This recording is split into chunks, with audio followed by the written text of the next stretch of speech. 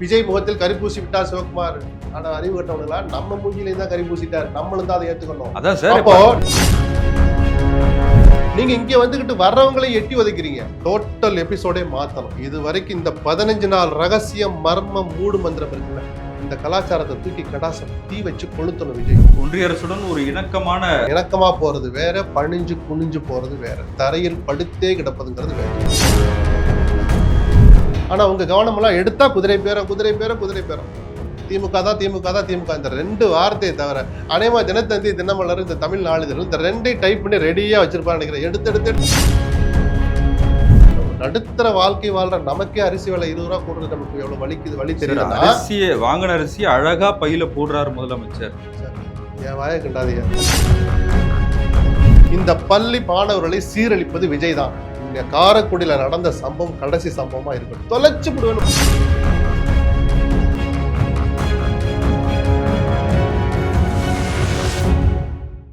South beat அன்பு உறவுகளுக்கு வணக்கம். நான் ஃபெலிக்ஸ் இன்பவொளி. இந்த நேர்காணலில் நாம் சந்திக்க இருப்பவர் மூத்த பத்திரிகையாளர் திரு SP லக்ஷ்மணன் அவர்கள். வணக்கம். வணக்கம்.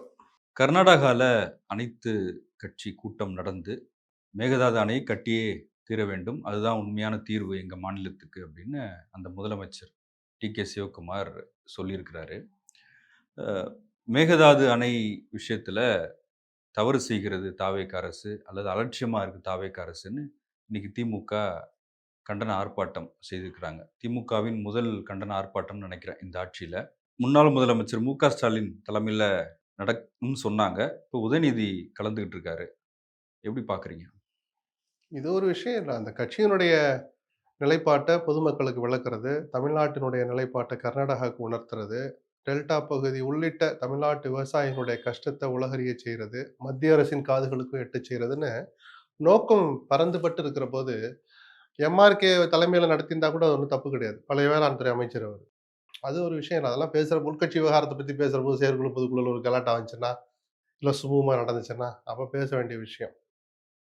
கர்நாடகாவில் பார்த்தீங்கன்னா 2.5 வருஷம் உனக்கு 2.5 வருஷம் எனக்கு அப்படின்னு ஒரு ஒப்பந்தம் போட்டுக்கிட்டு ஒரு தேர்தலில் மக்களை சந்திச்சோ அல்லது அது ரெண்டுமே நடந்துச்சு. தேர்தலுக்கு பிறகு போஸ்ட்போல் அலையன்ஸ் நடந்த பிறகும் அந்த ஏற்பாட்டில் முதல் 2.5 வருஷம் இருந்துட்டு அடுத்த 2.5 வருஷம் எனக்கு அது பதவியை கொடுக்க மாட்டேன்ட்டாங்கன்னு நேர் எதிராக கத்தியை தவிர மீது எல்லா ஆயுதங்களையும் வச்சு சண்டை போட்டுக்கிட்ட குமாரசாமி எடியூரப்பா, ஒரே கட்சிக்குள்ள இருந்து யுத்தம் நடத்திய சித்தராமையா சிவகுமார், தள்ளாத வயதிலே வர்ற தேவகவுடா, இப்படி எல்லாரும் ஒரே ஹாலில் உட்கார்ந்து அந்த மாநிலத்தின் நலனை கருத்துல கொண்டு என்ன வேணாலும் பேசட்டும். சிவகுமார் விமர்சிக்கிறாலும் பார்த்தீங்கன்னா இன்னைக்கு சோமண்ணா ஒரு பேட்டி கொடுக்குறார்.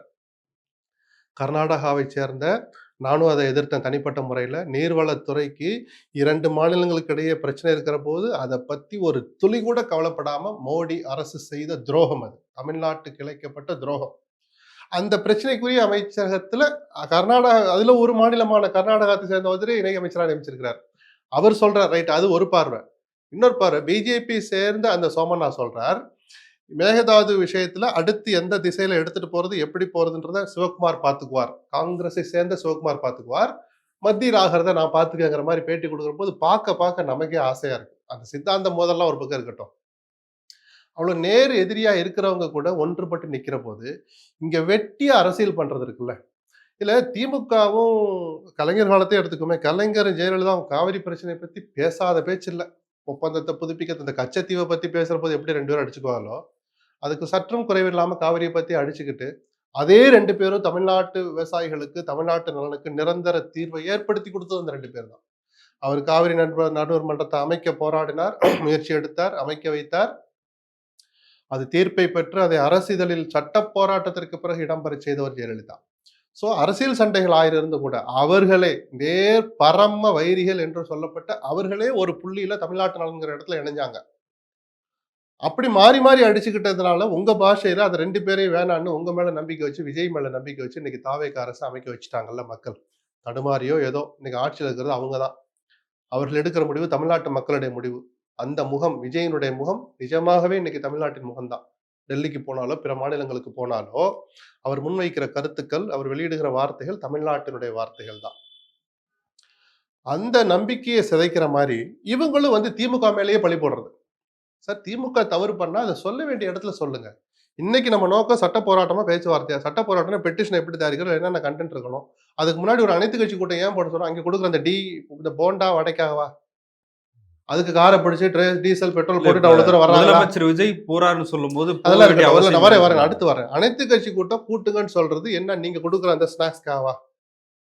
உடல வருத்தி சுகர் இருக்குது இல்லங்கிறல அந்த வயசை தாண்டி நாங்க ஏன் வரோம்னு சொல்றாங்க. எங்க எல்லாருடைய கருத்தை கேளுங்க. முடிவை முதலமைச்சர் எடுக்கட்டும். தமிழ்நாடு ஒற்றுமையா இருக்கு. ஏன் இந்த அரசுக்குன்னு ஒரு கொள்கை எடுக்கிற அதிகாரம், உரிமை இந்த அரசுக்கு இருக்கு. ஆனா கேட்கிறதெல்லாம் முதல்ல கேளுங்க. முடிவை நீங்க எடுங்க.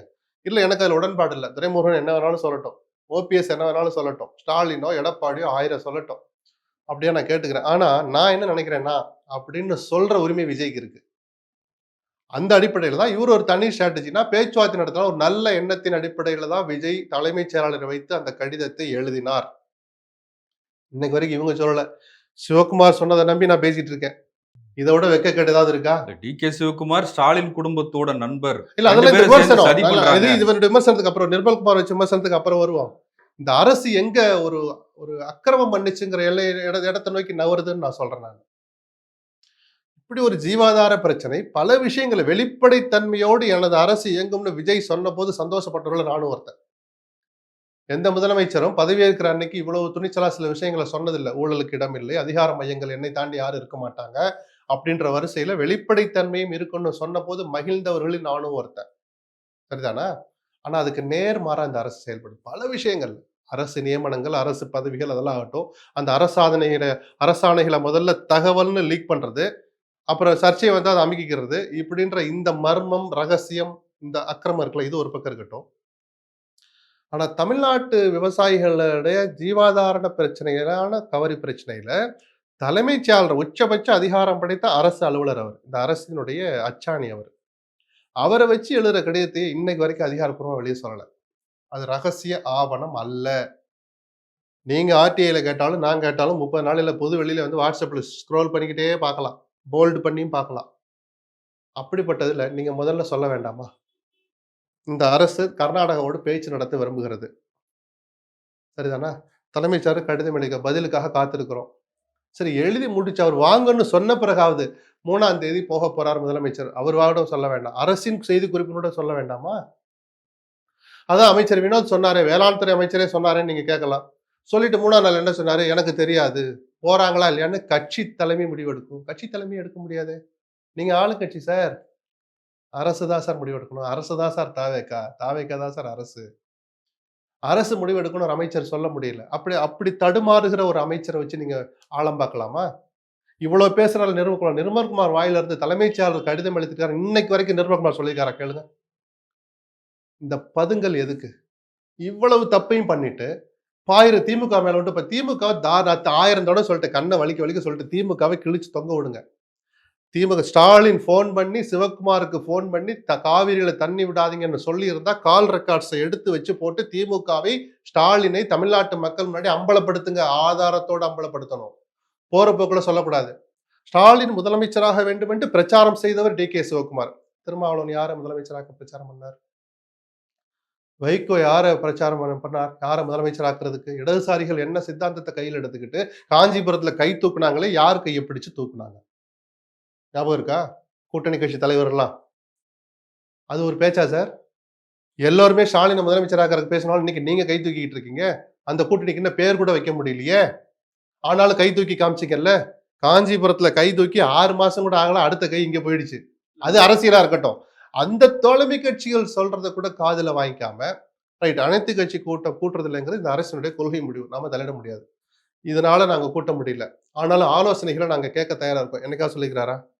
ஒரு அமைச்சர் பேட்டி கொடுக்குறாரு சார். இப்படி பச்சை பொய்ய நான் கேட்கல. அண்ணாமலைக்கு அப்புறம் சமீபத்திய அரசியல்ல அண்ணாமலைக்கு அப்புறம் இவ்வளவு பச்சை பொய் பேசுகிற அரசாக சில அமைச்சர்களாக இந்த அரசுல தான் நான் பார்க்கிறேன்.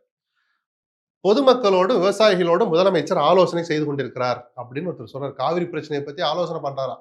சார் நீங்க எங்க போனாலும் ட்ரோன் வச்சு கேமரா விதவிதமா வச்சு வேற வேற ஆங்கிள் வச்சு ரீல்ஸ் வெளியிடுற நீங்க ஒரு போட்டோ கூட வெளிவரலையே. அவர் பொதுமக்களோடு கலந்துரையாடி இருந்தால், விவசாயிகளோடு பேசி இருந்தால், விவசாய சங்க பிரதிநிதிகளை சந்தித்திருந்தால் ஒரு புகைப்படமாவது வந்திருக்குமா வந்திருக்காதா? அப்ப முதலமைச்சர் ஆலோசனை செய்து கொண்டிருக்கிறான்னு எதுக்காக பச்சை பொய்ய பொது வெளியில சொல்றீங்க? யாரை ஏமாத்துறீங்க? உங்க நோக்கம் அது இல்ல. நான் நம்புறேன்.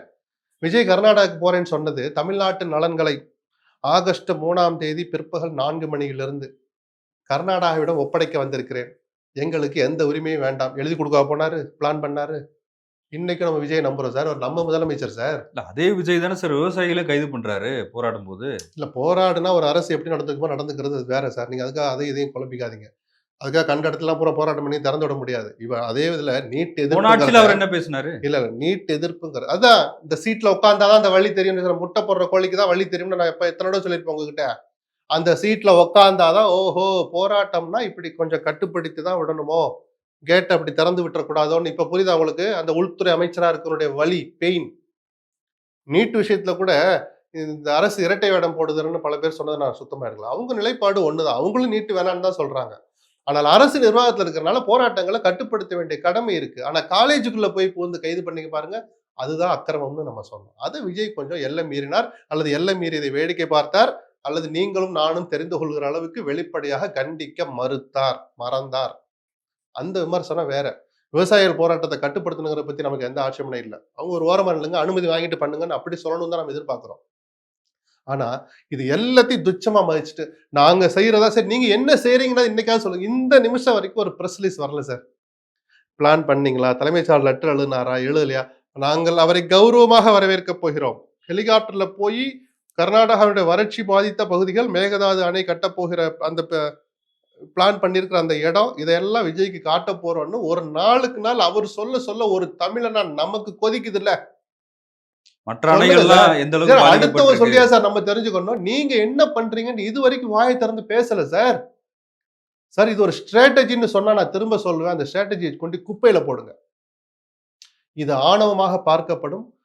ஒரு சர்வாதிகாரத்தை நோக்கி இந்த அரசு நகர்கிறதோன்ற சந்தேகத்தை உங்களை ஆதரித்த பொதுமக்கள் மனசுல இந்த ஜென்சியை பத்தி நான் என்னைக்குமே கவலைப்பட மாட்டேன். அவங்களா பட்டு திருந்துவாங்க, இந்த சந்தோஷத்தை அனுபவிப்பாங்க, என்ன நடக்குங்கிற பிரஞையே இல்லாமல் சுத்துவாங்க. அவங்களெல்லாம் கொஞ்சம் தள்ளி வைக்க வேண்டிய நேரம் அது. காவிரியை பற்றி பேசுகிற போது ஜென்சியை பத்தி பேசவே கூடாது. அவங்க எல்லாம் வேற லோகத்துல இருக்கிறாங்க. நம்ம தம்பிங்க தான், நம்ம தங்கச்சிங்க தான். அது ஒரு பக்கம் இருக்கட்டும். பொதுமக்கள்னு நான் ஒரு வார்த்தை அடிக்கடி யூஸ் பண்ணுவேன். 40 வயதை கடந்த அல்லது ஜென்சிக்கு சகோதரர்களா, மூத்த சகோதரர்களாக, சகோதரியாக, தாயா, தந்தையா இருக்கிற அந்த பொதுமக்களை பத்தி சொல்றேன். அவர்களும் ஆதரித்ததுனால நீங்க முதலமைச்சரா இருக்கீங்க. அவர்கள் உங்களை சந்தேக கண் கொண்டு பார்க்க தொடங்கி இருக்கிறார்கள் அப்படிங்கிற அந்த ஆபத்தை விஜய் உணரலைன்னா, ரொம்ப சீக்கிரமே அவர் எவ்வளவு வேகத்துல மேல போனாரோ அதை விட 2 மடங்கு வேகத்துல கீழே இறங்குவார். ஆட்சி கவிழுதுங்கிற அந்த அர்த்தத்துல சொல்லல. மக்கள் மனசுல இருந்து சொல்றேன் நான். இல்ல வெற்றி அடைந்துட்டார் அப்படின்ற இடத்துல இருந்து பார்க்க முடியாதா? எதுல என்ன வெற்றி என்ன கிடைச்சுச்சு சார்? வெற்றி அடைஞ்சிருச்சு, எது வெற்றி சார்? அடைஞ்சாச்சு, ஆட்சியை எதுல முடிச்சாச்சு. யார் சொல்றத கேட்கணும்? தேர்தல்ல சொல்றீங்களா? சரி அதுக்காக நீங்க என்ன வேணாலும் பண்ண முடியாதுல்ல சார். என்ன பண்ண போறீங்கன்னா சொல்லுங்க சார். உங்களுக்கு 6 மாதம் எங்களுக்கு அவகாசம் தேவை. அதுக்குள்ள திமுகவுக்கு அரிப்பு அடங்கலைன்னுலாம் ஒரு அமைச்சர் பேட்டி கொடுக்குறாரு. அதிகாரம் இல்லாமல் அவர்களால் இருக்க முடியல. ரைட் ஒத்துக்கிறோம். சரி அதுக்காக அந்த 6 மாசத்துல நீங்க சும்மா இருக்கிறீங்களா? திமுகவை நோண்டிக்கிட்டே இருந்தா அவங்க அட்லீஸ்ட் சொரிய மாட்டாங்களா? உங்களை எட்டி உதைக்கிறது, எதிர்த்து அடிக்கிறதெல்லாம் வேற. நீங்க கை வச்ச இடத்துல அவங்க சொரியவாது மாட்டாங்களா? அதுவும் செய்யக்கூடாதா? திமுக வக்காலத்து வாங்கலாம். திருப்பி சொல்ற ஆதாரத்தோட திமுக முகத்திலேயே கிழிங்க. கடந்த ஜூன் மாதம் அல்லது ஜூலை மாதம் 20ஆம் தேதி காலை 9:10க்கு இந்தாங்க ஸ்டாலினோட கால் ரெக்கார்டு. டிகே சிவகுமாரோட 10 நிமிஷம் பேசியிருக்கிறார். கால் ரெக்கார்டு எடுக்க முடியுமான்னு எனக்கு தெரியல. அது நீங்க ஒட்டு கேட்டீங்கன்னா எடுக்கலாம். வாட்ஸ்அப் கால்லாம் எடுக்க முடியாது. கால் போயிருக்குன்னு தான் எடுக்க முடியும். டியூரேஷன் எடுக்கலாம். ஸ்டாலின் சிவகுமார் சிவகுமாரிடம் அந்த நேரத்தில் பேசியிருக்கிறார். என்ன பேசினான்னு தமிழ்நாட்டு மக்களுக்கு சொல்லட்டும். துணிச்சல் இருந்தா வெளியில சொல்லி ஆதாரப்பூர்வமா ஸ்டாலினை போட்டு கிளிங்கிறேன். நான் வேணான்னு சொல்லலையே. போற போக்குல பொதுவா கலைஞர் துரோகம் பண்ணிட்டாரு, திமுக சொதப்பிடுச்சு. என்ன சொதப்பிச்சு? மேகதாது விஷயத்தில் திமுக சொதப்புனதான் இந்த நிலைமைக்கு. இப்ப என்ன நடந்து போச்சு? அந்த டீடைல்டு ப்ராஜெக்ட் ரிப்போர்ட், விரிவான செயல் திட்ட அறிக்கை இருக்குல்ல, அந்த திட்ட அறிக்கைக்கு பெர்மிஷன் கொடுத்த பிஜேபியை கண்டிக்கிறதுக்கு உங்களுக்கு துப்பு இல்லைங்க யாருக்குமே. அதை பெருமையா வேற சோமண்ணா நேத்து சொல்லி காட்டுறாரு. பிஜேபி கொடுத்துடுச்சு, அதுல எல்லாம் ஒரு பிரச்சனை இல்லை, ஒரு கரெக்ஷன் தான் கேட்டிருக்கிறாங்க. அந்த கரெக்ஷனை சரி பண்ணி கொடுத்தீங்கன்னா அங்க நான் பாத்துக்கிறேன், இங்கிட்ட சிவகுமார் பாத்துக்குவாரு. அங்க எவ்வளவு ஒற்றுமையா இருக்காங்க சார். தமிழ்நாட்டு நலன் நம்ம கவனமா இருக்க வேண்டியது மாதிரி அவங்க கர்நாடக நலன்ல அவங்க அவ்வளவு ஒற்றுமையா இருக்கிறாங்க சார். நீங்க இங்க வந்துகிட்டு வர்றவங்களை எட்டி உதைக்கிறீங்க. அனைத்து கட்சி கூட்டம் வேண்டாம்னா வேண்டாங்கிறதுக்கு எங்க கொள்கை முடிவு. ஆனா உங்க ஆலோசனை லெட்டர்ல கொடுங்க. ஒரு லெட்டர் அனுப்புங்க. சொன்ன ஸ்டாலின் லெட்டர் எழுத மாட்டாரா? எதுக்காக நீங்க கோர்ட்டுக்கு போனா போட்டு சார். உங்க கூடுதல் வலு தானே சார் அது. இப்போ சில நேரங்கள்ல எவ்வளவு பெரிய இஷ்யூ ஆனாலும் 4 மணி நேரம் மொத்தம் டைம் கொடுப்போம். 5 நாள் இந்த விசாரணை நடக்கும். 2 நாள் நடக்கும். இன்னைக்கு 2 மணி நேரம், நாளைக்கு 2 மணி நேரம் சொல்லுவாங்க. எத்தன பார்ட்டியோ, அத்தன பார்ட்டிக்கும் சேர்த்து தான் அந்த 1 நாள் 2 மணி நேரம். அரசு தரப்பு, கர்நாடகா தரப்பு, தமிழ்நாடு தரப்பு, பொதுநலன் யாராவது ஒரு இண்டிவிஜுவல் வழக்கு போட்டிருந்தா, எத்தன போயிருந்தா அந்த பெட்டிஷனருக்கு பூரா மொத்த கால அளவு 2 மணி நேரம். பல வழக்குகள் நீங்க எடுத்து பாருங்க. ஏன்னா நேரம் அவ்வளவுதான் இருக்கும் சுப்ரீம் கோர்ட்டுக்கு. அதுல தமிழ்நாடு அரசுக்கு ஒரு 15 நிமிஷம் கிடைச்சா, திமுகவுக்கு ஒரு 10 நிமிஷம் கிடைச்சா நல்லது தானே சார்? நீங்க சொல்ல மறந்த வாதங்கள துரைமுருகன வச்சு உங்க பெட்டிஷன் ரெடி பண்ற போது, அந்த வக்கீல் 2 வாதத்த சேர்த்து வைப்பார்ல. இவங்க கோர்ட்டுக்கு போயிட்டா எப்படி இது போனதுனால பலவீனப்பட்டு போச்சாம். நிர்மல்குமாருக்கு மனசாட்சின்னு ஒண்ணு இருந்தா, நான் ஒரு தமிழனா கேட்கிறேன். நீங்களும் தமிழர்ன்னு நம்பி நான் கேட்கிறேன். எந்த வகையில பலவீனப்பட்டு போச்சுன்னு அவர் வெளிப்படையா சொல்லி திமுகவை காலி பண்ணணுங்கிறேன் நான். திமுக தாக்கல் செய்த மனு உச்சநீதிமன்றத்தில் காவிரி பிரச்சனைக்காக திமுக தாக்கல் செய்த மனுவால் இந்த வழக்கு அல்லது இந்த விவகாரம் எப்படி பலவீனப்பட்டு போச்சுன்னு சொன்னா நானும் தெரிஞ்சுக்க தயாரா இருக்கேன். ஒரு பத்திரிகையாளனா எனக்கு அந்த ஆர்வம் இருக்கு. ஏன்னா நாளைக்கு நான் திமுக நானும் அதை கண்டிச்சு பேசணும். ஆனா போற போக்குல அந்த மனுனால இதா போச்சு சொதப்பிட்டாங்கன்னா, அப்ப 31 பேருக்கு அரசு வேலை வாங்குறதுக்கு நீங்கள் நியமித்த அட்வொகேட் ஜெனரல் போய் வாதாடி உங்களுக்கு நெகட்டிவா தானே தீர்ப்பு வந்துச்சு. அப்ப உங்கள் கட்சிக்காரவங்க, உங்க கட்சி கூட்டத்துக்கு வந்தவங்க உயிரிழந்து, நீங்கள் இரக்கம் காட்டி அந்த நபர்கள் மேல நீங்க அவ்வளவு அக்கறை காட்டலையா? நீங்களும் சொதப்பிட்டீங்கன்னு அதையும் எடுத்துக்கலாமா? இல்ல அதையும் திமுக தான் கெடுத்துட்டாங்க எப்படி? அப்படின்னு தானே சொல்றாங்க. அதுல பெட்டிஷனர் கூட இல்ல சார் திமுக. வழக்கு போட்டது நாம் தமிழர் சார். நீங்க அவங்க சும்மா இருந்தாலும் நீங்க சும்மா இருக்க மாட்டீங்க போலயே. இல்ல சார். சார் திமுகவை சொல்லுங்க. விமர்சிக்க வேண்டிய நேரத்துல விமர்சிக்க வேண்டிய விஷயத்துல விமர்சிங்க சார். அப்ப நீங்க சொதப்பிட்டீங்கன்னு எடுத்துக்கலாமா? 151 உயர்கல்வி மருத்துவ இடங்களை கொண்டு போய் சரண்டர் பண்ணணும்னு தீர்ப்பு வந்தப்ப சீனியர் அட்வொகேட் யாருமே ஆஜராகலையே. அப்ப நீங்க சொதப்புனீங்களான்னு எடுத்துக்கலாமா? சொதப்புனீங்க. அதுக்கு யார் பொறுப்பு எடுத்துக்குவா? ஆனா அப்படி ஆதாரமே இல்லாம போற போக்குல ஒரு பொது பிரச்சனையில அரசியல பேசக்கூடாது. நிர்மல்குமார் அவருக்கும் ரைட் ஒரு அதிகாரம் புதுசா வந்திருக்கு. ஒரு இளைஞர், புத்திசாலி நான் இன்னைக்கும் நம்புறேன். அறிவார்ந்தவர். அதுல எல்லாம் எனக்கு மாற்று கருத்து இல்ல. அத நல்ல விஷயங்களுக்கு நல்ல விதமா பயன்படுத்தணும். இல்ல அறிவார்ந்தவர்னு சொல்றீங்க. அவரு மாணவர்கள்ட்ட குடுத்த அட்வைஸ் இருக்குல்ல, அதுவும் கூட ரொம்ப வைரல் ஆச்சு. அது தப்புன்னு புரிஞ்சுக்கிற அளவுக்கு அறிவு இருக்குன்னு நான் நம்புறேன். என் நம்பிக்கை எதுக்கு சிதைக்கிறிய? பார்க்கலாம். நான் என்ன சொல்றேன் சார், எல்லாருக்கும் எல்லாம் தெரிஞ்சிரும் நான் பார்க்கலாம். இப்ப நான் பேசுற விஷயங்கள்ல தப்பு இருந்தா அடுத்த பேட்டியிலயோ, அடுத்த நாளோ நான் திருத்திக்க போறேன் சார். பத்திரிக்கையாளர் கத்துக்கிட்டே தான் இருப்பான். அதனால அதிகாரத்துக்கு வர்றவங்களும், எல்லா நம்ம எத தப்பா கையெழுத்து போட்டுட்டோம், எந்த விஷயத்துல அவசரம் காட்டணும்னு ஒரு அமைச்சரும் கத்துக்கிறதுல தப்பு இல்லைல்ல. இனிமேலாவது ஒரு கொஞ்சம் பொறுமையோட, நிதானமா, பரந்துபட்ட பார்வை பார்க்கணும்னு நான் கேட்டுக்கிறேன். முதலமைச்சரோட அலுவலகம் மாற்றம், அது பத்திலாம் கூட அதிகமா யாரோ பேசுறாங்க. ஜோசியக்காரர் சொன்னாங்கன்னு சொல்றாங்க. நல்ல வியூ தான் கிடைக்கும் டாப்ல இருந்து பார்த்தா. இடம் அது நெருக்கடியான இடம்ங்கிறத அனுபவபூர்வமா நானும் உணர்ந்தவன் தான். நம்மளும் எத்தனையோட உள்ள போயிருக்கோம், வந்திருக்கோம் கோட்டைக்குள்ள. பார்க்கிங் பிரச்சனை இருக்கு. பட் இங்க பார்க்கிங் பிரச்சனை தீரப்போறதில்ல. அதே கேம்பஸ் தான். விசாலமான இடம் அமைவதில நிர்வாக ரீதியா பார்த்தா தவறு இல்லைன்னு தான் நான் சொல்லுவேன். அத மீறி அத விமர்சிக்க வேண்டியதில்ல. அது நிஜமாகவே இந்த அரசினுடைய நிர்வாகம் கலந்த கொள்கை முடிவு தான். ஆனா என்னன்னா, அதுக்கு அறிக்கை உடனே வெளிப்படைத்தன்மை இருக்கணும். எந்த ஜோசியர் குறிச்சு குடுத்தாரு? சொல்லுங்க அந்த ஜோசியர நானும் போய் பார்க்கிறேன். அந்த வெளிப்படைத்தன்மையெல்லாம் நான் எதிர்பார்க்க மாட்டேன். அது இந்த அரசுக்கு இருக்கிற ப்ரெரோகேட்டிவ் சார். அத போய் அதுக்கு மேல 11,00,00,000 செலவாச்சுன்னு கம்யூனிஸ்ட்ல யாரோ ஒருத்தர் ஏத்துருக்காங்கன்னு நெனைக்கிறேன். அது பதில் இந்நேரம் ஃபோன்ல கூட கூப்பிட்டு சொல்லியிருப்பாங்க. இது எதுக்கு பெருசுபடுத்துறீங்க? அப்படின்னு கூட கேட்டிருப்பாங்க.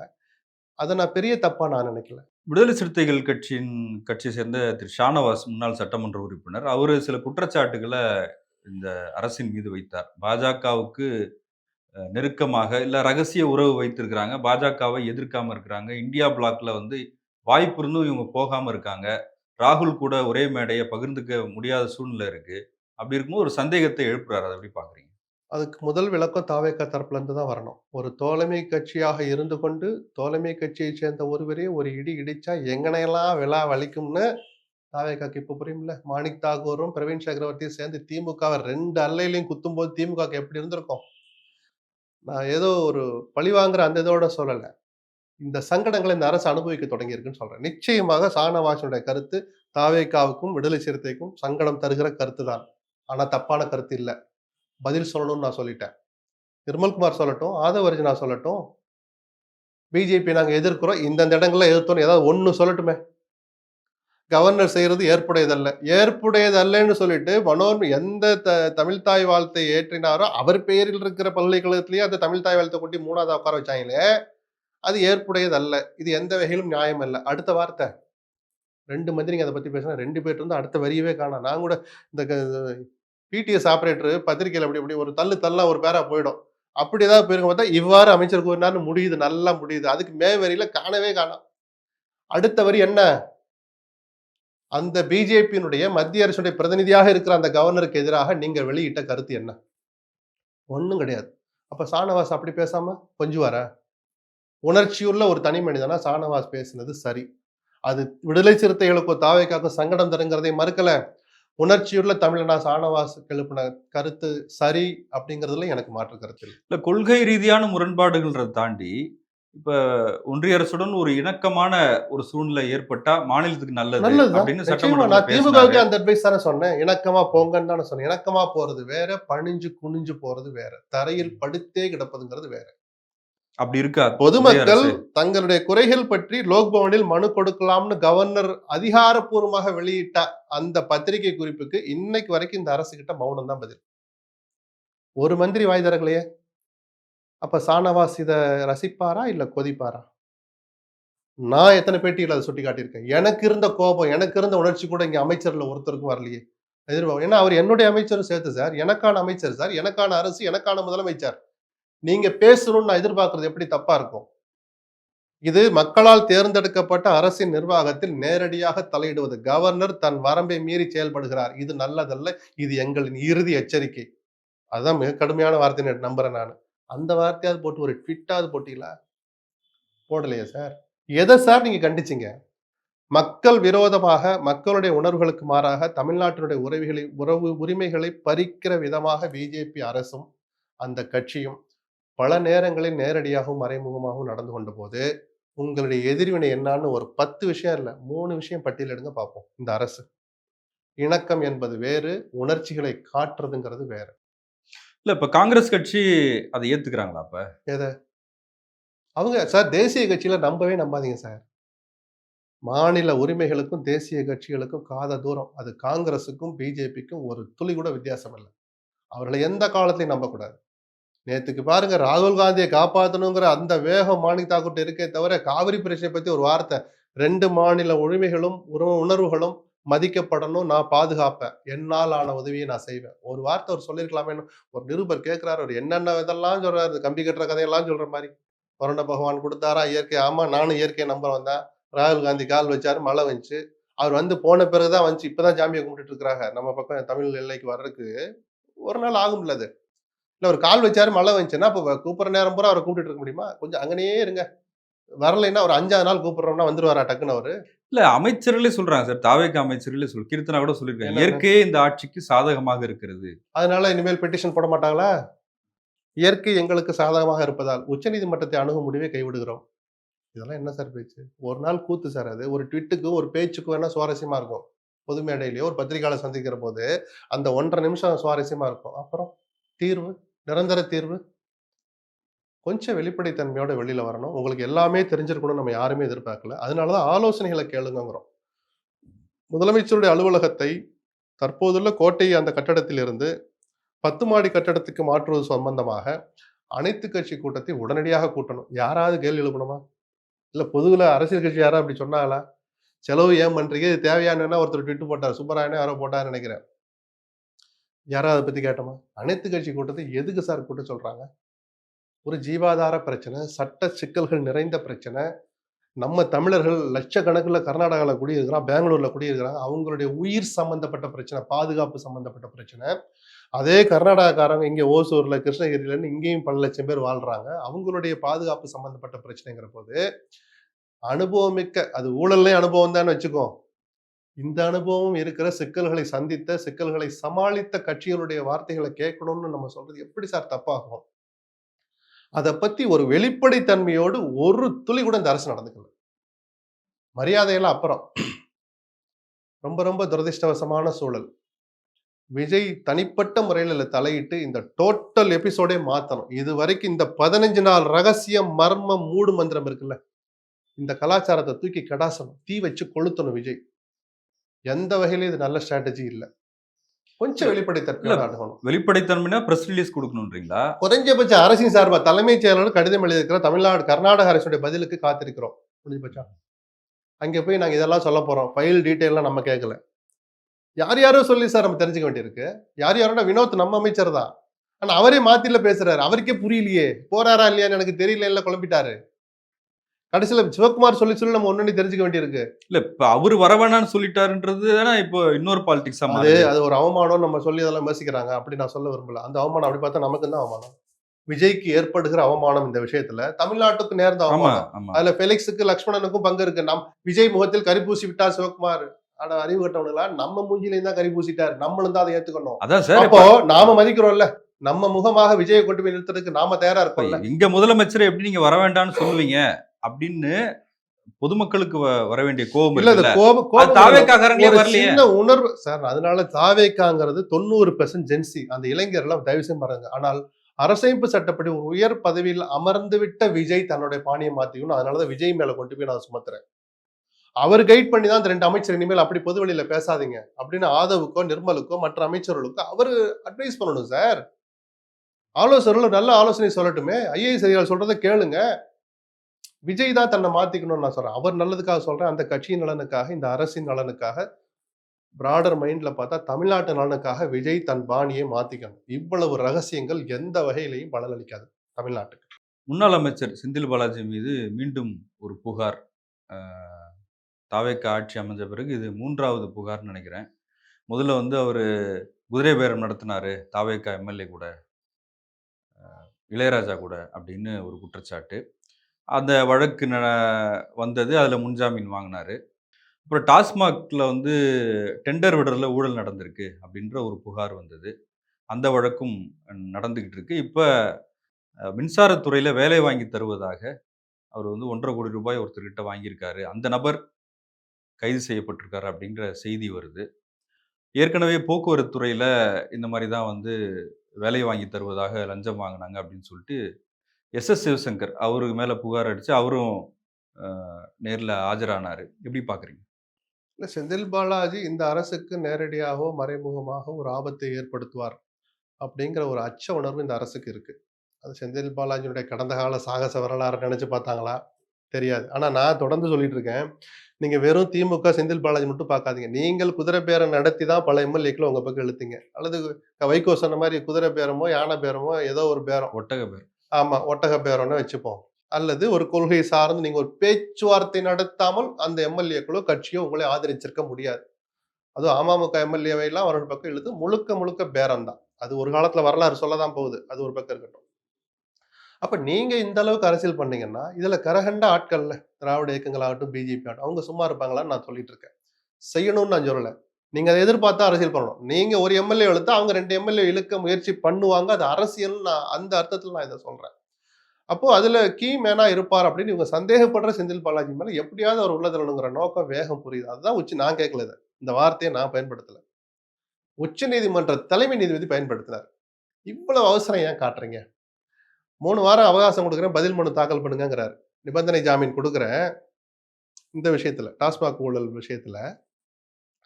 அவர் எங்கேயும் தப்பி போக மாட்டார். நாங்க பார்த்துக்கிறோம். அவர் சொல்றாரு, "நாங்க பார்த்துக்கிறோம். தப்பி போக மாட்டார்." ஏற்கனவே ஒரு கேஸ்ல அவர் பாஸ்போர்ட்ட குடுத்துட்டாரு. வெளிநாட்டுக்கு போ முடியாது. பாஸ்போர்ட் இப்ப நீதிமன்றத்துல இருக்கு. 3 வாரம் டைம் குடுக்குறேன். பதில் மனு போடுங்கங்கிறார். நாங்க அடுத்த வாரமே பதில் மனு போடுறோம். அப்படின்னு சொல்லும்போது, "எதுக்கு இவ்வளவு அவசரப்படுறீங்கன்னு?" கேட்டாரு. "நீங்க எப்ப வேணாலும் பண்ணுங்க. நான் 3 வாரம் குடுக்குறேன்." அப்படின்னாரு அவரு. அப்போ இந்த அந்த அவசரம் புரியுதுங்களா? அப்ப எப்படியாவது செந்தில் பாலாஜிய உள்ள வச்சுடணுங்கிறோம். இத நானும் இன்னொரு ஆங்கிள் நானா சொல்லலைங்கிறதுக்கு இன்னொரு ஆதாரம் ஆதவ அர்ஜுனா. எங்களுக்கு ஒரு கணக்கு இருக்கு. தீர்க்காம விடமாட்டோம்னாரு. So right. அது அரசியலா பண்றாங்க. ஆட்சி அதிகாரம் இருக்கிற அந்த சலுகை, வசதி இதுதான். அத அவங்க பயன்படுத்துறாங்க. இதோட முடிஞ்சிரும்னு நினைக்கிறீங்களா? பிஜேபி என்ன பண்ணிட்டு இருக்குன்னு தெரியுமா? அதிமுக என்ன பண்ணும்னு தெரியுமா? நீங்க ஒரு ஆயுதத்த கையில எடுத்தா, அந்த ஆயுதத்த அவர்களும் கையில எடுக்க தான் செய்வாங்க. அது என்னைக்கு எடுப்பான், எப்படி எடுப்பான் தெரியாது. எடுக்க போறான்னா பீதிய கிளப்பல. அந்த அரசியலை எதிர்கொள்றதுக்கு இவங்களும் தயாரா தான் இருப்பாங்க. அது வேற. ஆனா, செந்தில் பாலாஜி எப்படியாவது உள்ள தள்ளணும்னு காட்டுகிற அந்த ஆர்வத்த, மேகதாது விஷயத்துல காட்டுனீங்களா? திமுக போய் பெட்டிஷன் போட்டுச்சுன்னு இவ்வளவு துடிக்கிறீங்கல்ல, நான் இப்ப சொன்ன மாரி. அவங்க போட்டா தமிழ்நாட்டு நலனுக்கு நல்லது தானே சார். நமக்கு ஒரு 10 நிமிஷம் கூட கிடைக்க போகுது. ஆர்கியூ பண்ற நேரம் தமிழ்நாடுக்காக கூட கிடைக்க போகுது. அந்த பரந்த மனப்பான்மை உங்களுக்கு இருக்கணுமே, ஏன் இல்லாம போச்சு? நீங்க அதுல ஆர்வம் காட்டியிருந்தீங்கன்னா, நீங்க அன்னைக்கு போய் அபிஷேக் சிங்கிய அந்த மெடிக்கல் சீட் விஷயத்துல ஆஜராக வச்சிருப்பீங்க. இதுல காட்டுன வேகத்த ஒரு 2 நாள் உட்கார்ந்து காவிரி விஷயத்துல காமிச்சிருந்தா, அங்க சூழல் சரியில்ல. தோழமை கட்சிகளை திருமாவளவனே அனைத்து கட்சி கூட்டத்த கூட்ட சொல்றார். பேச்சுவார்த்தைக்கு போகாதீங்கன்னு இடதுசாரிகள்ல சொல்றாங்க. அப்ப நம்ம அத கேட்கணும். போறது சந்தேகம் தான். சட்ட போராட்டம் தான் ஒரே வழி. பெட்டிஷன ரெடி பண்ணுங்கன்னு பண்ணியிருந்தா, அந்த காலத்த தவற விட்டது நீங்க. அப்போ உங்க கவனம் வேற விஷயங்கள்ல செந்தில் பாலாஜியை துரத்துறதுல இருந்துச்சு. அடுத்தடுத்து ஜெயில்ல இருந்து ஒருத்தன் வெளியில வரான். 2 பேர் குதிரை பேர வழக்குல. வாசல்லயே நின்னு 3 மணி நேரம் அவன் லேட்டா வர வச்சு வாசல்ல நின்னு கைது பண்றதுல காட்டுன ஆர்வத்த, இந்த மேகதாது விஷயத்திலயோ, அல்லது சூப்பர் ஸ்பெஷாலிட்டி மருத்துவ இடங்கள தக்க வைக்கிற விஷயத்திலயோ உச்சநீதிமன்றத்துல நீங்க காட்டலையே சார். ஆதாரம் அது என் கண்ணு முன்னாடி ஆதாரம் இருக்க வச்சா நான் பேசுறேன். வீணா குற்றம் சொல்லல நான். உங்களுக்கு அந்த உணர்வு இல்லைன்னுலாம் நான் சொல்லல. கவனம் சிதறிடுச்சுன்னு நான் சொல்றேன். செந்தில் பாலாஜி நீதிபதி சொன்ன மாரி எங்கேயும் ஓட முடியாது. ஓட போறதும் இல்ல. இன்னைக்கு இல்ல நாளைக்கு கைது பண்ணிட்டு போறது. இப்ப என்ன எங்க போயிட போறாரு அவரு? புரியுதுங்களா சார்? அந்த வேகம் எதுக்குன்னு தான் நம்ம கேட்கிறோம். இல்ல முன்னாள் அமைச்சர்கள் மீது எப்படியாவது ஒரு இல்ல ஒரு குறிப்பா செந்தில் பாலாஜி மீது. அப்படிதான் அந்த வேகத்த பார்க்கிறோம். அது ரைட். அவங்களுக்கு தான் கரூர்ல எனக்கு ஒரு கணக்கு இருக்குன்னு வெளிப்படையா பிரகடனமே பண்ண பிறகு அப்புறம் நம்ம ஏன் வேற வார்த்தைய பயன்படுத்தணும்? பார்க்கலாம். எல்லாமே அரசியல் தான். அரசியல் தெரிஞ்சவங்க தான் 2 தரப்பும். ஆனா, இத தாண்டி முக்கியமான ஜீவாதார பிரச்சனைகள், மக்களுடைய வாழ்க்கைய பாதிக்கிற பிரச்சனை. சார் கடந்த 1 1/2 மாசமா, 1 மாசமா குறிப்பா, அரிசி விலை 1 கிலோவுக்கு ரூ. 20லேருந்து ரூ. 100 வரைக்கும் கூட்டிட்டு போகுது. அந்த பாக்கெட்டுக்கு தகுந்த மாரி. 1 கிலோன்னு எடுத்துட்டா குறைஞ்சபட்சம் ஆவரேஜா ரூ. 20 கூடியிருக்கு. சாதாரண மக்கள் அது எவ்வளவு பாதிக்கும்னு விஜய்க்கு தெரியுமா? யாராவது ஒரு அமைச்சர் அத பத்தி கவலைப்பட்டாரா? விலை கட்டுப்பாடு மற்றும் உணவு, அது உணவுத்துறை அமைச்சர் வெங்கட்ரமணன் கையில இருக்குன்னு நெனைக்கிறேன். அவர் ஒரு மந்திரி சமாளிக்கிற விஷயமா அது? இன்னொரு ஒரு அமைச்சர்கள் குழுவையே நியமிச்சிருக்கணும் சார். அரிசி விலையை கட்டுப்படுத்துவது எப்படி? இந்த அரசு என்ன செய்யலாம்? சார் அடிமட்டத்துல இருக்கிற ஒரு நடுத்தர வாழ்க்கை வாழ்ற நமக்கே அரிசி விலை ரூ. 20 கூடுறது நமக்கு எவ்வளவு வலிக்குது, வலி சார் தெரியுதுன்னா, வாங்குன அரிசிய அழகா பையில போடுறாரு முதலமைச்சர். சார் என் வாய கிண்டாதீங்க. சரிதானா? 4, 5 அமைச்சர்கள் சேர்ந்து ஒரு குழு அமைச்சு இந்த அரிசி தட்டுப்பாட்ட அல்லது அரிசி விலை இவ்வளவு உயருது. அது எப்படி அத போக்குறது? இல்ல எவனாவது பதுக்கி வச்சிருந்தா இனிமேல் பதுக்கக்கூடாதுன்னு சொல்லணுமா? ஏதாவது ஒரு மெஷர். ஏதாவது நானும் தந்தி பேப்பர் எடுத்த உடனே தூங்கி எந்திரிச்சோனே தந்திய தான் விரிக்கிறேன். ஏதாவது ஒரு ஆலோசனை நடந்திருக்காதா அப்படின்னு. இந்த நிமிஷம் வரைக்கும் அத பத்தி பேச்சே இல்ல இந்த அரசுகிட்ட. ஆனா உங்க கவனமெல்லாம் எடுத்தா குதிரை பேரம், குதிரை பேரம், குதிரை பேரம். திமுக தான், திமுக தான், திமுக. இந்த 2 வார்த்தைய தவிர, அநேகமா தினத்தந்தி, தினமலர், இந்த தமிழ் நாளிதழ் இந்த 2யும் டைப் பண்ணி ரெடியா வச்சிருப்பான்னு நெனைக்கிறேன். எடுத்து, எடுத்து, எடுத்து, எடுத்து தங்க போடு. எப்படினாலும் வாய திறந்தா 2 வரப்போகுது. போடுறா, தெளிச்சு விடுறாங்கிற மாரி தான் இருக்கு. நான் அவ்வளவு சிரிச்சுக்கிட்டு சொல்லல. நொந்து போய் சொல்றேன் இந்த வார்த்தைய. இவ்வளவு தூரம் நீங்க அதுல கவனம் செலுத்துறீங்களே, அரிசி விலைய கட்டுப்படுத்தணும் ஒரு துளியாவது கவலைப்பட்டீங்களா? சாதாரண ஜனம் என்ன சார் பாடுபடுவான்? எல்லாருமா சார் 1 கிலோ அரிசி ரூ. 1 விக்கிற ரேஷன் கடை அரிசி வாங்கி எல்லாருமா சார் சாப்பிடுறோம்? அதற்கு அடுத்த கேட்டகரில இருக்கிற ஏழைகள், கொஞ்சம் வசதியான ஏழை, எந்த அரிசி வாங்குறான்? கடையில தான் வாங்குறான். 1 கிலோவுக்கு ரூ. 20ங்கிறது எவ்வளவு பெரிய காசு சார் அது. அதுல எல்லாம் கவனம் செலுத்தாம இந்த சராசரி அரசியல்ல மாற்றம்னு சொல்லிட்டு வந்த நீங்களும் கவனம் செலுத்துறீங்கன்னு தான் எனக்கு வேதனையா இருக்கு. தாவேக்கா அரசியல் பண்ணக்கூடாதுன்னு நான் சொல்லல. கொஞ்சம் கொஞ்சமா கத்துக்கிட்டு வரீங்க. நாளைக்கு நீங்க தனி டீம்டு யுனிவர்சிட்டியே ஆரம்பிக்கிற அளவுக்கு நாளைக்கு நீங்க அதுல பேர் போய் புகழும் வாங்க போறீங்க. அதுக்கெல்லாம் காலம் இருக்கு. இன்னும் நேரம் இருக்கு. அதுக்குன்னு சில விஷயங்கள் இருக்கு. இந்த விஷயத்துல இந்த நேரத்துல அத பயன்படுத்தாதீங்க. நீங்க கத்துக்கிற நேரம் அது. கவனத்த அதுல செலுத்துங்கன்னு நம்ம சொல்றோம். நேற்று கூட சீமான் பேசும்போது சொன்னாரு, "நீங்க பதவி ஏற்கும்போது ஜோசப் விஜய் அப்படின்னு பதவி ஏற்கிறீங்க. அது தனிப்பட்ட அரசியலுக்கு வந்த உடனே." Right, right. அது நான் அதுக்குள்ள போகல. அது கொஞ்சம் பெர்சனலா போகும். அந்த மாரி விமர்சனத்த நான் வைக்க விரும்பல. அது அவருடைய உரிமை சார். முழு பேர எப்ப சொல்லலாம்? சினிமால சொன்னா என்ன நடக்கும்? என்ன நடக்காது? அதெல்லாம் நடிகர் விஜய்க்கும், முதலமைச்சர் விஜய்க்கும் இருக்கிற பிரத்யேக உரிமை. அத நான் சொல்ல மாட்டேன். அது வேற மாரியான எச் ராஜா கூட ஒரு விமர்சனங்கள் பேட்டி கிட்ட. குடுத்திருக்காரு. இல்ல, இல்ல. நான் தான் முதல்ல சொன்னேன் ஜோசப் விஜய்ன்னு. அதுக்குள்ள நான் கருத்து சொல்ல விரும்பல. ஏன்னா விஜய் விமர்சிக்கிறதுக்கு வேற விஷயங்கள் இருக்கிற போது, தனிப்பட்ட உரிமைகளுக்குள்ள போயோ, அல்லது மதம் சார்ந்த விஷயத்துக்குள்ள நான் எப்பயுமே இல்ல அத அத அவர் தாண்டி அரசியலுக்கு நான் போக பயன்படுத்திக்கிட்டாரு. மாட்டேன் அவ்வளவுதான். விட்டுருங்க அத. நீங்க என்ன நோண்டுனாலும் அவ்வளவுதான் என் பதில். ஆமா. அதிமுகவோட நிலை என்னவா இருக்கு சார்? ஏற்கனவே ஒரு எதுல? எந்த விஷயத்துல? இப்ப நம்ம ஆர்பி உதயகுமார் தொடர்ந்து பேசிக்கிட்டு இருக்காரு. ஒருமையில பேசுறாரு, பயங்கரமா பேசுறாரு. உண்மையிலே அ கொஞ்சம் ஆச்சரியமா தான் இருந்தது. ஏன்னா, முன்னாள் அமைச்சர்கள் பல பேருக்கு பயம் இருக்கு. இந்த அரசு வழக்கு தொடுத்துருமா என்னமோன்னு. ஆர்.பி. உதயகுமார் பல நேரங்கள்ல இந்த கட்சியினுடைய ஒற்றுமையை சிதைக்கிற விதமாலாம் கடந்த காலங்கள்ல பேசினவர்ன்னு அவர நான் விமர்சிச்சிருக்கேன். விஜய திட்டுறதுனால நான் பாராட்டேன்னு நெனைக்க வேண்டாம். ஒரு நிஜமான எதிர்க்கட்சி இப்படிதான் இருக்கணும்னு நான் சொல்லுவேன். அரசினுடைய செயல்பாடுகள தொடர்ந்து விமர்சிக்கணும். பல முன்னாள் அமைச்சர்கள் பதுங்கி, பதுங்கி இருக்கிறாங்க. பல பேர் கட்சிய விட்டே போய் அங்கேயே சேர்ந்துட்டாங்க போய். அப்ப சம்பாரிச்சீங்களே, அப்ப திமுகவுக்கும் சேர்த்து தான் நான் அத சொல்றேன். சம்பாரிச்ச மந்திரிங்கலாம் பல பேர் பதுங்கிட்டு ஊம மாரி இருக்கிறாங்க. வாய் பேசாமல் இருக்கிறார்கள். தப்பு தானே அது? கோடி கோடியா அடிக்கும்போது, நீங்கள் சார்ந்த துறை சம்பந்தமா இந்த அரசு நடக்கிற தவறு கூட சுட்டிக்காட்ட மாட்றாங்களே. எல்லாமே ஸ்டாலின் தான் சொல்லணுமா? எல்லாமே உதயநிதியும், கனிமொழியும் தான் சொல்லணுமா? ஏன் நீங்க வாய் திறக்க மாட்டீங்களா? ஒரு உங்களுக்கு ட்விட்டர் ஹேண்டில் இல்லையா? சொல்லுங்க சார். திமுகவுக்கும் பொருந்தும். இதையெல்லாம் ஒப்பிட்டு பார்த்தா, உதயகுமார் ஒரு எதிர்க்கட்சியாக தன் வேலைய சரியா செய்றான்னு சொல்றேன். சில நேரங்கள்ல வார்த்தைகள் எல்லை மீறுது. அத நான் எப்பயுமே ஆதரிக்க மாட்டேன். பட் அவர் சொல்ல வருகிற கருத்துக்கள் ஒரு எதிர்க்கட்சி சொல்ல வேண்டிய கருத்துக்கள் தான் நான் பார்க்குறேன். இல்ல திரு எடப்பாடி பழனிசாமி தான் சட்டமன்றத்துல கரூர் சமயத்துல அவருக்கு வந்து கூட நின்னாரு, உதவி செஞ்சாரு. நாங்க தான் தவற செய்து விட்டோம் அந்த இல்ல நேரத்துல. அந்த காலங்காத்தால போய் முதல்ல போனவரு எடப்பாடி தான். போய் கொஞ்சம் சீக்கிரம் வந்திருந்தா நல்லா இருந்திருக்கும். எல்லா கட்சிகளும் பொறுப்போட நடந்துக்கணும்னு தான் ஃபர்ஸ்ட் அட்வைஸ் பண்ணாரு. அதுக்கப்புறம் அரசியலுக்காக திமுகவை எதிர்க்கணுங்கிறதுக்காக வேற மாரி கொஞ்சம் ஸ்டாண்ட மாத்துனார். அந்த எடப்பாடியும் கூட 41 பேர் உயிர் பறி போனத ரசிச்சிருப்பாருன்னு நான் சொல்ல முடியும் நம்ம. இல்ல, இல்ல. அவருக்கும் ஒரு அவரும் ஒரு மனுஷன் தானே. ஒரு அப்பா தானே அவரும். குடும்பம் இருக்குல்ல. கண்டிப்பா வேதனைப்பட்டிருப்பார். அரசியலுக்காக சில வார்த்தைகள், நிலைப்பாடுகள் மாறுறதெல்லாம் பேச ஆரம்பிச்சோம்னா, எடப்பாடி மட்டுமா அந்த வேலைய பண்றாரு? எல்லா கட்சியும் தான் அந்த சேஷ்டைய பண்ணிட்டு இருக்கிறாங்க. ம். இல்ல விஜயிடம் ஒரு விஷயத்த எதிர்பார்த்தாங்களாப்பா அதிமுக? என்ன நீ அப்படியே தெரியாத மாரி பேசுறீங்க? சார் இவரு கட்சிய பதிவு பண்ணது, விசில் சின்னத்த குடுத்தது, இதெல்லாம் பிஜேபியின் உதவியில ஒய் பிரிவு பாதுகாப்பு குடுத்தது. பிஜேபியில் உதவி இல்லாமல், பிஜேபியில் அதிகாரம் செலுத்துகிற ஒரு எக்ஸ் ஆர் ஒய் உதவி இல்லாமல், ஒரு தனி மனிதருடைய உதவி இல்லாமல் இதெல்லாம் நடந்திருக்காதுன்னு நான் சொல்லிட்டே இருந்தேன். அப்ப அவங்களுடைய எண்ணம் என்னவா இருந்ததுன்னா, எடப்பாடி ஒரு 80, 70 ரேட் ஜெயிச்சுருவாரு. விஜய் ஒரு அதிகபட்சம் 30, 40 ஜெயிச்சுருவாரு. அவர உருட்டி மிரட்டி கொண்டாந்து இந்த 2யும் இணைச்சு ஒரு ஆட்சி அமைச்சு, நாம லகான கையில வச்சுக்கலான்னு பிஜேபி ஒரு கணக்கு போட்டாங்க. கடைசியில கணக்கு உல்டாவா மாறிடுச்சு. இப்ப என்னடா பண்றதுன்னு யோசிக்கிறாங்க. எனக்கு கிடைக்கிற தகவல், விஜயினுடைய ஆட்சி நீடிக்கிறது, அதுக்காக நேரா வந்து போர்லாம் பண்ண மாட்டாங்க. விஜய் வீழ்ந்தால், அதை ரசிக்கிற இடத்தில் பிஜேபி இருக்குங்கிறத மட்டும் என்னால உணர முடியுது. அது சித்தாந்த அரசியலும் அதுல இல்ல கலந்திருக்கு. அப்ப அனுமதிச்சதும் மத அவங்க தான். ரீதியான அரசியலும் அதுல இல்ல கலந்திருக்கு. சார் அனுமதிச்சதும் அவங்க தான். இல்ல அப்போ ஒரு கணக்கு போட்டு அனுபவிச்சாங்க. இப்ப அவங்களுக்கு அனுபவிச்சாங்க, லாபமா இருக்கும்னா? ரசிச்சாங்க.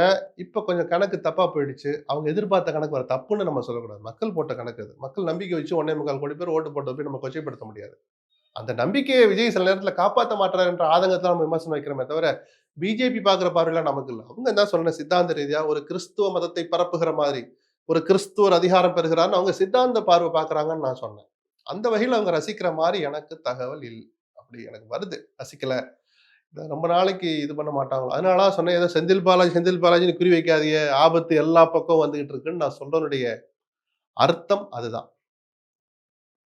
பொதுவா பொலிட்டிக்கல் டிஸ்கஷன்ஸே பார்வையாளர்கள், மக்கள் விரும்புறதில்ல. அப்படின்ற மாரி ஒரு விஷயம் போயிட்டு இருக்கு. சரி நீங்க எப்படி பார்க்குறீங்க? அது புது தகவல் இல்ல. பழசு தான். எலக்ஷன் வந்ததுனால மக்கள் கொஞ்சம் ஆர்வமா என்ன நடக்குதுன்னு பார்ப்பாங்க.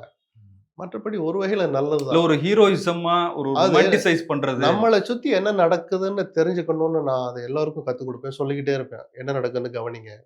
யார் நல்லது பண்றா? யார் தப்பு பண்றா? நம்ம நம்பிக்கை வச்சு ஓட்டு போட்ட ஒரு தலைவர், ஒரு கட்சி இன்னைக்கு எப்படி நடந்துக்குது? அத பாருங்க, கவனிங்க. நம்ம ஒரு மாற்றம் வரும்னு சொன்னோம். ஸ்கூல்ல ரீல்ஸ் எடுத்துட்டு இருக்காங்க. நேத்து ஸ்கூல் பிள்ளைங்கள வச்சு தஞ்சாவூரோ, இல்ல, இல்ல. காரைக்குடி பிரபு. காரைக்குடிலயா ம். எந்த அமைச்சரா இருக்கட்டும் சார். டிவிகே, அந்த டிவிகேன்னு அந்த கத்துறாங்க. படத்துல நமக்கு முகம் கூட தெரியல. ஆனா ஸ்கூல் பிள்ளைங்க டிவிகேன்னு கத்துறத என்ன சார் பண்ணலாம்? எனக்கு டீச்சர் கடுமையான மைக் வார்த்தைகள் நானு இல்ல சார் ஸ்கூல் அது பிள்ளைங்க டீச்சரா இல்ல கட்சிக்காரரான்னு தெரியல. மைக்க நீட்டுறாரு ஒருத்தரு. இருக்கட்டும் சார். அது நஞ்ச விதைக்கிற மாரி இல்லையா? தாவேக்கானா நஞ்சுன்னு நான் சொல்லல. நீங்க அப்படி திரிச்சு விட்டுறாதீங்க. அரசியல திணிக்கிறது அது மகா கேவலம் இல்லையா? சொல்லுங்க சார். அக்கிரமம் இல்லையா? உங்களுக்கே வெட்கமா இல்லையா? உடம்பு கூசலையா? அந்த பச்சை பிள்ளைங்கள அப்படி கதற வைக்கிறீங்களே, கத்த வைக்கிறீங்களே. நாளைக்கு இன்னொருத்தன் ஆட்சிக்கு வந்துட்டு டிஎம்கே, நாம் தமிழர் கட்சிக்கு நாத்தாக்கான்னு சொல்ல வைப்பீங்களா? அவர் இங்கிலீஷ்ல சொன்னா பிடிக்காது. நம்ம சிரிக்கிறோம் சார். இது நிஜமாகவே நச்ச விதிக்கிற வேலை சார் இது. இவங்களுக்கு ஏன் அந்த பிரங்கையே இல்லையா சார்? விஜய் இத கண்டிக்க மாட்டான். அதனால தான் சொல்றேன். விஜய் ஒரு ரீல்ஸ் இந்த ரீல்ஸ போடுங்க. போட வேண்டிய ரீல்ஸ போட மாட்றீங்களே சார். தொலைச்சு புடுவேன்னு ஒரு ரீல்ஸ் விஜய் விடட்டும் சார். எவனுக்காவது அந்த தைரியம் வருமா சார்? அது மந்திரி ஆகட்டும், எம்எல்ஏ ஆகட்டும், கட்சிக்காரன் ஆகட்டும் சார், மாவட்ட செயலர் ஆகட்டும் சார். எந்த தனிநபருக்காவது அந்த துணிச்சல் வருமா? விஜய் ஒரு ட்வீட் விட்டா. அப்போ நீங்களும் சேர்ந்து தானே ரசிக்கிறீங்க? ரசிக்கிறாங்க. இந்த பள்ளி மாணவர்களை சீரழிப்பது விஜய் தான். தார்மீகம் பொறுப்பு அவர் தான் ஏத்துக்கணும். இந்த காரைக்குடியில நடந்த சம்பவம் கடைசி சம்பவமா இருக்கட்டும். நான் ஒரு பத்திரிக்கையாளனா கொதிச்சு போய் சொல்றேன் இந்த வார்த்தைய. இல்ல இது நிஜமாகவே இந்த கலாச்சாரத்தை இந்த இந்த தமிழ்நாடு இதுவரைக்கும் காப்பாத்திட்டு இருக்கிற அந்த விஷயத்த சிதைப்பதே விஜய் தாங்கிற வரலாற்று பிழைக்கு நீங்கள் காரணமா இருந்துராதீங்க. அப்படி ஒரு உணர்வு வர்றது நல்லதில்ல. அப்படி ஒரு பேச்சு எழுறதும் உங்களுக்கும் நல்லதில்ல, இந்த அரசுக்கும் நல்லதில்ல, உங்க கட்சிக்கும் நல்லதில்ல. உங்களை நம்பி வாக்களித்த 1.25 கோடி பேர்ல 75 லட்சம் பேர் கூட நான் விட்டுறேன். ஜென்சி அல்லது ரசிகனா, ஒரு வெறியனா இருப்பான். 1 கோடி பேர் பொதுமக்கள் உங்க மேல நம்பிக்கை வச்சு வாக்களிச்சாங்க. அந்த நம்பிக்கையை சிதைக்கிற வேலையில நீங்க தொடங்கிட்டீங்களோ, அல்லது அந்த கீழ இறங்குற அந்த பாதையை தேர்ந்தெடுத்தீங்களோன்னு எனக்கு ஒரு அச்சம் இருக்குது. விஜய் புரிஞ்சுக்கணும். இல்ல குட்டி நண்பா நண்பீஸ் அவங்களுக்குலாம் நன்றின்னு சொன்னார்ல. அப்ப அதே விஜய் இல்ல ஊக்குவிக்கிறார் தானே? அவர்களுக்காக உங்களுக்கும் ஒரு திட்டம் வச்சிருக்கிறேன்னு சொன்னார். அதுல கவனம் செலுத்துங்க சார். சின்ன பிள்ளைகளுக்கு என்ன பண்ணலாம்? சின்ன பிள்ளைகளுக்கு என்ன நோய் வருது? அந்த நோயை தடுக்கிறதுக்கு இப்பவே என்ன ஸ்கீம் கொண்டு வரலாம்? அந்த குழந்தைகளுக்குன்னு ஒரு பிரத்யேகமாக ஒரு இன்சூரன்ஸ் ஸ்கீம் கொண்டு வரலாமா? படிக்கிற விஷயத்துல அவங்களுக்கு என்னவெல்லாம் கொடுக்கலாம்? தங்க மோதிரத்துக்கு பதிலா படிக்கிறதுல ஏதாவது கூட சத்து மாவு கொடுங்க. தங்க மோதிரம் தேவையில்ல சார். ஆனா 100 பிள்ளைகளுக்கு 1000 பிள்ளைகளுக்கு சத்து மாவா கொடுக்க முடியும் சார் அந்த காச வச்சு. அதுல கவனம் செலுத்துங்க. ஸ்கூல்ல போய் ஒருத்தர் ரீல்ஸ் எடுக்குறான். அந்த அக்கிரமத்தை இனிமேலும் விஜய் எத்தன நாள் வேடிக்கை பார்க்க போறார்? அக்கிரமம் தான் இது. அழிச்சாட்டியம், அட்டூழியம். இன்னும் கடுமையான வார்த்தைகள் நெறைய இருக்கு. நான் சொல்ல விரும்பல. தயவு செய்து காரைக்குடியில நடந்தத கடைசி சம்பவமா வச்சுக்கிட்டு, விஜய் ஒரு அறிக்கைய விஜய் பேர்ல வரலைன்னா, விஜயும் சேர்ந்து தான் இந்த அக்கிரமத்துக்கு துணை போறார்ன்னா தமிழ்நாடு பேசும். தமிழ்நாடு உங்களை மன்னிக்காது. இல்ல மாணவர்கள் மீது அக்கறையோட தானே சார் சிக்கன் பிரியாணி பிளான் பண்ணியிருக்காங்க. அப்படி ஒரு பிளான் பண்றதா சொல்றாங்க. கொடுத்துட்டு அதுக்காக தாவேக்கான்னு சொல்ல வைக்கலாம். சார் அது ஒரு அமைச்சர், ஒரு அரசு செய்ய வேண்டிய வேலை சார். அது நான்வெஜ் சாப்பிடாதவங்க விமர்சிப்பாங்க. அதெல்லாம் வேற. ஆனாலும் அந்த குடுக்கணுன்ற மனச நான் எப்பயுமே வரவேற்பேன் நானு. 31 பேருக்கு வேலை குடுக்குறது ஒரு ஆங்கிள்ல தப்புன்னா, அந்த குடும்பத்துக்கு என்ன செஞ்சாலும் பத்தாதுன்ற உணர்வு உள்ளவன் நானு. அத சட்டப்படி செய்யுங்கங்கிற பார்வை வேற. உங்க காசுலருந்து எடுத்து குடுங்க. நீங்க வேற ஏதாவது ஜட்ஜ் சொன்ன மாரி திறன் வளர்ச்சி பண்ற மாரி அவங்களுக்கு ஏதாவது கத்துக் குடுத்து தொழில செஞ்சு குடுங்க. அதுக்குன்னு ஒரு கார்பஸ் ஃபண்ட உருவாக்குங்க. 1000 வழி இருக்கு. நான் சொல்லி தரணும்னு அவசியம் இல்ல. அதெல்லாம் வேற சார். ஆனா ஒரு ஸ்கூல்ல புகுந்து ரீல்ஸ் பேச எடுக்கிறது, கட்சி கொடிகள உள்ள கட்டுறது, அந்த பிள்ளைகள கோஷம் போட வைக்கிறது. இது எந்த மாமா தெரியும்? நேரு மாமாவா நீங்க? விஜய் மதிக்க தகுந்த மனிதர். எனக்கும், உங்களுக்கும், நமக்குமான முதலமைச்சர்ங்கிறது வேற. யாருமே போட்டோவ தூக்கி வச்சுக்கிட்டுலாம் கிளாஸ் ரூம்ல இந்த மாமா யார் தெரியுதா? கேட்டதா நான் பார்த்ததே இல்ல சார். இதத்தான் நான் அக்கிரமங்கிறேன். தயவு செய்து விஜய் இதுக்கு ஒரு முற்றுப்புள்ளி வைக்கணும். ஓரிரு நாட்கள்ல அந்த ரீல்ஸ் வந்தா நான் ரொம்ப சந்தோஷப்படுவேன். ஏற்கனவே ராஜ்மோகன் வெளியிட்ட சுற்றறிக்கை, எச்சரிக்கை அமல்ல இருக்கு சார். அது ஒரு சக அமைச்சரை மீறலாமா சார்? சொல்லுங்க சார். ராஜ்மோகன் அவர் பேர்லயே அறிக்கை விட்டார். பள்ளிக்கல்வித்துறை சார்பாவும் ஒரு அறிக்கை வந்துச்சு. கட்சி பேர்ல புஷி ஆனந்தும் இப்போ ஒரு 2, 3 அறிக்கை வெளியிட்டார். சில பேர கட்சிய விட்டு நீக்குனார். ஆனா அதெல்லாம் சும்மா ஒரு மேம்போக்கான நடவடிக்கைன்னு மக்கள சிந்திக்க வச்சிராதீங்க. இந்த அக்கிரமத்துக்கு உடனடியா முற்றுப்புள்ளி வைக்கணும். உங்களுடைய நேரத்துக்கு மிக்க நன்றி சார். நன்றி.